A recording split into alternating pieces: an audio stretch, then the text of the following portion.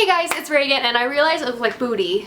I realize I look awful, I should say, instead of booty. Wow, Reagan. I just finished Fire like 20 minutes ago, and I kind of combusted, reassembled myself, and then turned on my camera to film a review, but mainly a discussion of the book, because Fire is everything that ever needs to exist ever. So let's just get started. So Fire by Sarah J. Maas is the third book to the Throne of Glass series. Now, in terms of review, if you haven't read the first book of the series, leave and just know that you need to read it. It's very good, okay? Now moving on.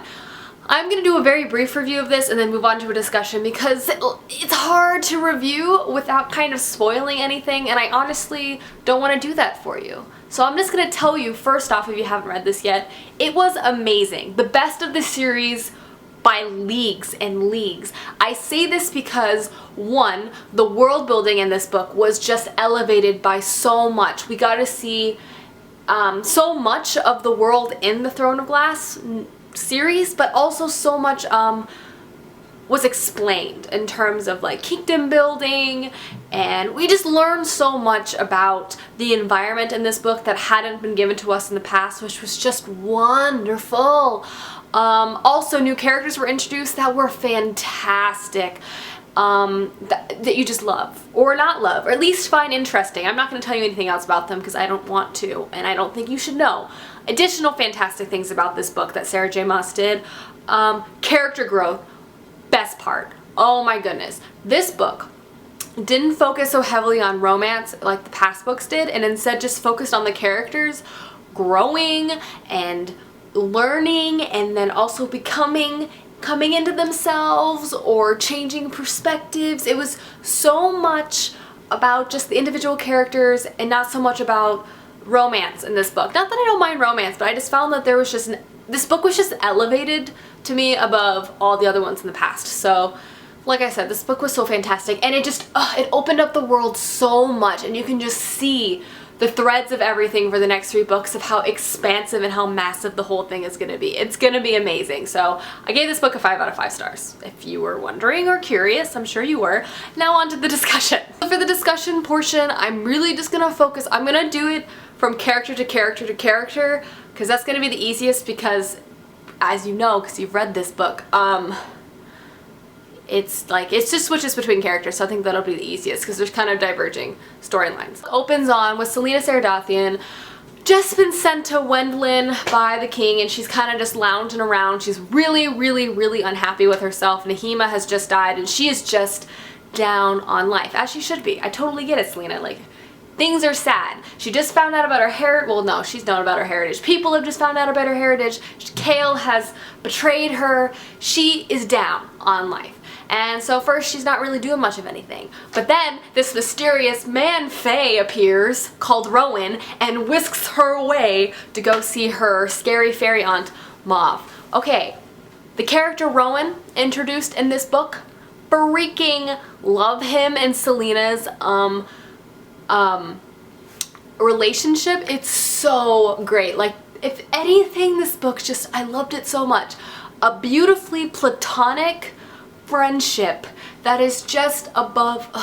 Their friendship is so fantastic. Honestly, what my favorite part about this whole book was Selena's, or Alan's, I have no idea how to say her real names, character growth, just how much she really came in to accept herself and her past, and we got to learn so much about her past and kind of all the scars that made her into what she was, and kind of explain her actions from past books. And then, but the relationship with her and Rowan was, they were able to I don't know, because they were both so scarred and so broken that they kind of built each other back up. They kind of melded and forged each other into like better people, and it was just so great to see. And it wasn't because they were just like lustful and wanted to like make out, is because they, not that that relationship can't do the same thing, but it was just refreshing to see something just like a great friendship, and they just can rely on each other, and it's so great. I loved them so much.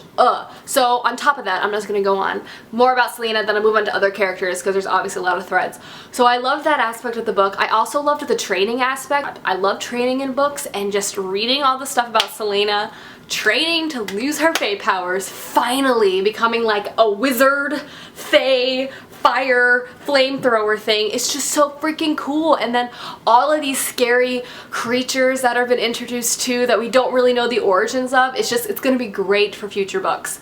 Moving on to another part of the book, I'm talking really fast because I'm excited.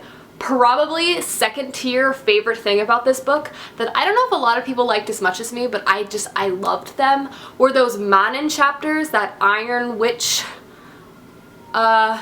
chapters.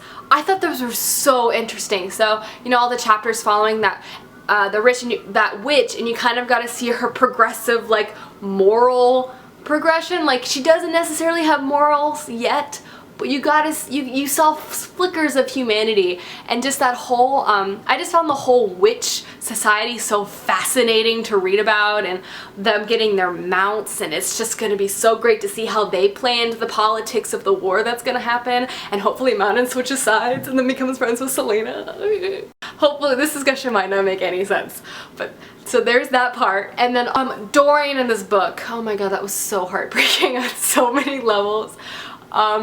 First off, I always root for Dorian. While I was always Team Kale, I wanted Dorian to be happy. So then when that whole Sorska thing happened, I was like, yay, I love Sorska. She's so sweet. And la-da-dee-da. And maybe he'll get control of his powers and he can kind of come into his own. Damn.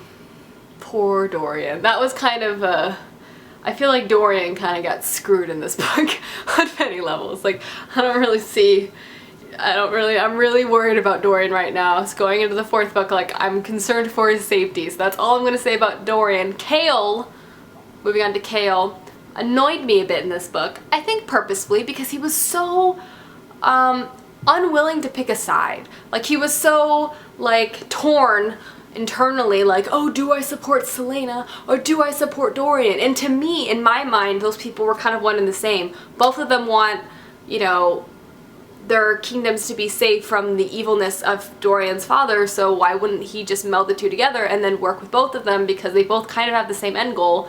Doesn't mean Selena's gonna go and kill Dorian now that because, like, she's the queen of another kingdom. It didn't seem logical to me, but again, you saw his character growth throughout the book, and eventually he did make that choice. He drew the line in the sand to help, so that should be really interesting. His character should be super interesting in later books. Another character I really enjoyed, Adion, Selena's childhood friend. So tragic. I think he's gonna be alive, and I think they're gonna get him out of the prison, but I loved that character and that twist that Sarah J. Maas did with him, like, painting him as an evil kind of character, but he turns out to have, like, a heart of gold. You're like, oh yes. So yeah, just overall, I freaking loved this book.